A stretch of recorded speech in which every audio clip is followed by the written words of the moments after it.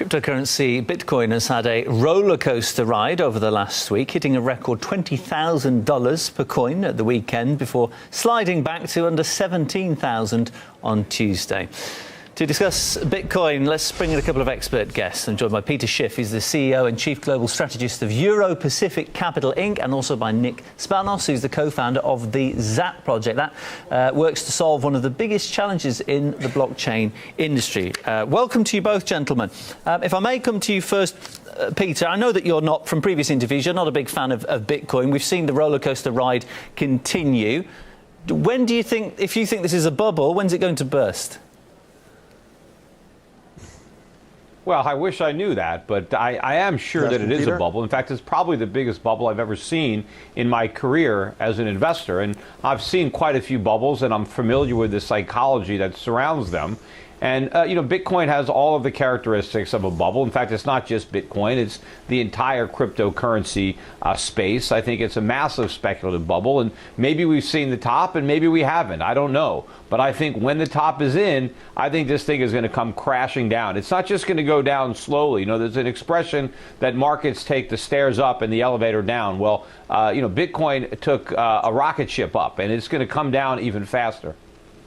Yeah, Nick, I mean, it's exponential, the curve at the moment, the increase in the value. And I thought this was an interesting point. I heard recently people, you know, chattering away on social media in Russia saying, oh, you know, we really should have got on board with Bitcoin.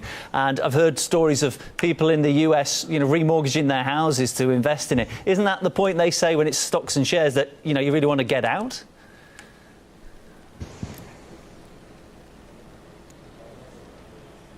You asking me? Yeah, I am.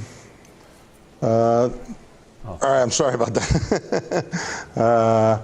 I had some static on this thing. Oh, so it's okay. I'm just saying that isn't this the point where, you know, people would panic Bitcoin at this is not point? a bubble. Well, to answer the first question, Bitcoin is not a bubble. Bitcoin actually is the pin. It's the pin that's popping the legacy financial systems bubble, over printing of money, over valuation of stocks and stuff. Bitcoin is a technology. People don't seem to understand, and once they do understand, they come on board. It's a technology, and it's a revolution, just like the Industrial Revolution changed the world. You know, this is an information calculation, computation, communication, crypto economic revolution that's changing the world right now. And if you don't understand what it is, it takes a little while to learn about it. But once you realize what Bitcoin is, you're going to realize that you're at the ground floor. I mean, was the train a bubble? I mean, there have been bubbles probably in when the trains were invented, but some people stayed blacksmiths, like some people are staying goldsmiths. But some people are staying blacksmiths, and you know, the train's going to pass you by. And then other people became Carnegies and Rockefellers and... well, let's go to Peter. Peter, it's the future, according to Nick. People are getting in at the ground level. I mean, the beauty of it, the supporters say it's decentralised. It's everything that banks aren't. You know, they're not. The banks can't come and just take your money away when it's Bitcoin and it's the blockchain. Well, first of all, nobody buying in today is getting in at the ground floor. I mean, if anything, you're going to be left holding the bag. But Bitcoin is not a technology. The technology is the blockchain. And we can have an argument about, you know, how relevant the blockchain is and how important it may or may not be. But Bitcoin is nothing. It's simply a digital token that utilizes the blockchain. So when you buy into Bitcoin, you don't own anything except that one Bitcoin. You don't have any ownership of any kind of railroad. You've got one car. And that car is going to be obsolete. You know, I agree that we have overvaluation. We have a problem in fiat currency. We have a problem in fiat currencies. But, you know, you mentioned overprinting. We have lots of digital currencies. There's 1,300 of them. There's massive inflation of digital currencies. And even Bitcoin itself has spun off Bitcoin Cash, Bitcoin Gold. There's no limit to the supply of Bitcoin-branded worthless tokens that can be created. What do you make of that point? Because I think it's a fair one, Nick. You know, I mean, when the blockchain forks off and you get different currencies, you know, Bitcoin Hold on Cash a second. and Bitcoin Can I answer Gold. this? I mean, what he said was Bitcoin is nothing. He's trying to say that Bitcoin's nothing, but Bitcoin is a reward system, right, for holding up the blockchain. Without Bitcoin's blockchain is the largest blockchain ever. It's the largest, the first one out, and has the most participants. There's millions of mining machines handling all the transactions and all the information and calculations that are happening on this blockchain. So when you're a miner and you participate in clearing all this information, you get a piece, a little slice of a Bitcoin as being part of a pool. You get a slice of Bitcoin, and that's the reward system. So yes, Bitcoin is a technology, and the miners get rewarded in Bitcoin for their participation. And there are other currencies. Yeah. No, the Bitcoin itself is not the technology. It could be the reward, but you don't need Bitcoin to have a blockchain. There are all these other cryptocurrencies that have blockchains, and they don't use Bitcoin. And you can use blockchains for anything. I mean, well, airlines can decide to put their frequent flyer mileage on blockchains. Is the one that's, Nick, what about the fact that... If you don't have a consensus, the largest blockchain is the only one that matters. The largest blockchain is the only one that matters. The one that does the most work... No, it doesn't. The most people that are involved is the one that's most trustworthy. Yeah. If you can have a blockchain in your pocket and not have any consensus model or algorithm working, meaning you don't have any miners and you don't have any consensus, it doesn't mean anything. It's just a really slow database. And that's what it is. But what is the value? What is the inherent value of a Bitcoin? What can you do with a Bitcoin to make it worth $17,000? If I have one Bitcoin, what can I use it for? What can I do with it where I derive $17,000 worth of value? Well, you seem to misunderstand, and a lot of people do, and the people who don't misunderstand actually buy it. The reality is Bitcoin is a technology. Satoshis, there's 100 million Satoshis per Bitcoin. No, it's not a so what can I do with my Bitcoin? There's 100 million Satoshis.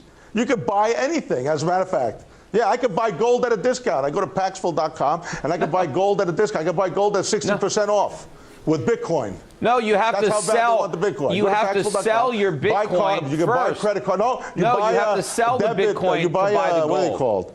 Peter, I just want to get back to a question I was trying to ask Nick earlier. You know, people are piling into this now. Amazon credit. They're investing money that a lot of people probably can't even afford to lose. Sometimes. Just how dangerous are we, the situation we're in now, how dangerous is it, you know, where people are remortgaging and spending savings on Bitcoin?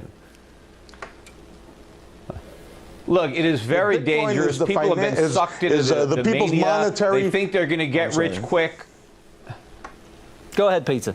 Yeah, and look, unfortunately, look, the people who got in years ago, or even people that got in at the beginning of the year, yes, they have the opportunity to cash out and make a lot of money. But people who are buying into this thing at these prices or higher prices are going to lose basically everything. I mean, these currencies are going to trade to zero or pretty close to it once this bubble pops. Because right now, the only reason that people are buying Bitcoin is because the price is going up.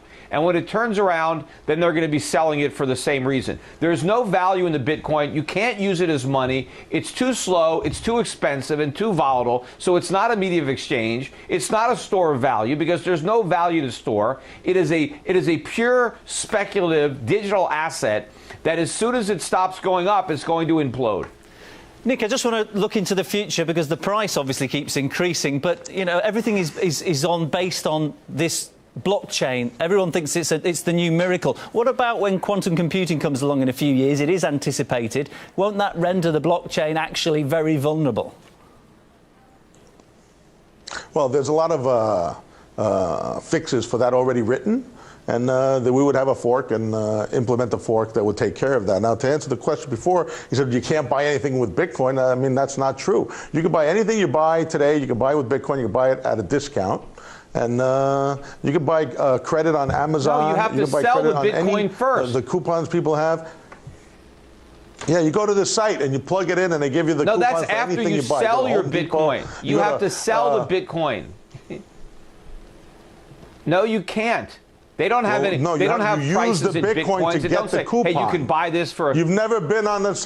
Oh my God! You use the. Come on, Peter. Yes, you're selling your Bitcoin. About? You're converting it to dollars. Well, you got to sell your gold to buy something too. No one's taking your gold. No one's hanging around with a gold test kit, taking your gold No one's Gentlemen, doing I'm going to that. have to interrupt you. I do apologise. And also, this conversation needs another good 20, 30 minutes to resolve. But I do apologise. We are about to run out of time. Many thanks to my guest, Peter Schiff, Chief Exec of Euro-Pacific Capital, and Nick Spanos, co-founder of the ZAP project. Thank you, guys.